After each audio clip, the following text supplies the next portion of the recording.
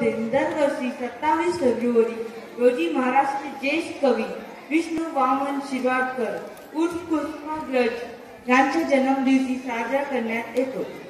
कुसुमाग्रज यांनी महाराष्ट्राचे सांस्कृतिक क्षेत्रामध्ये मोलाचे योगदान दिले असून मराठी ज्ञानभाषा होण्यासाठी अथक परिश्रम घेतले आहे. भारत हा विविधतेचे देश आहे. ह्या देशाला अतुलनीय असा निसर्गाचे देणगी लाभलेली आहे. त्याच्याबरोबर अनेक परंपरा आणि भाषा आहेत. आमच्या देशात एकूण जवळपास 1222 बोलीभाषा आहेत. त्यातील 234 मातृभाषा आहेत.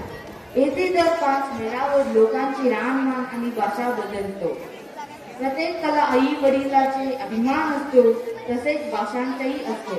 सायलेज हवा. मराठी अतिशय सुंदर भाषा आहे. मराठी एक इंडो-युरोप भाषा आहे.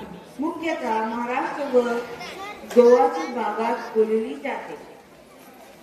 शेवटी कवी सुरेश भट यांच्या शब्दात लाभले आम्हा सौभाग्य बोलतो मराठी, लाभले आम्हा सौभाग्य बोलतो मराठी, झालो खरेच धन्य एक तो मराठी, झालो खरेच धन्य एक तो मराठी. धर्मपंथ जाते तो जानतो मराठी, धर्मपंथ जाते तो जानतो मराठी, एवढ्या जगात माय म्हणतो मराठी, एवढ्या जगात माय म्हणतो मराठी. धन्यवाद.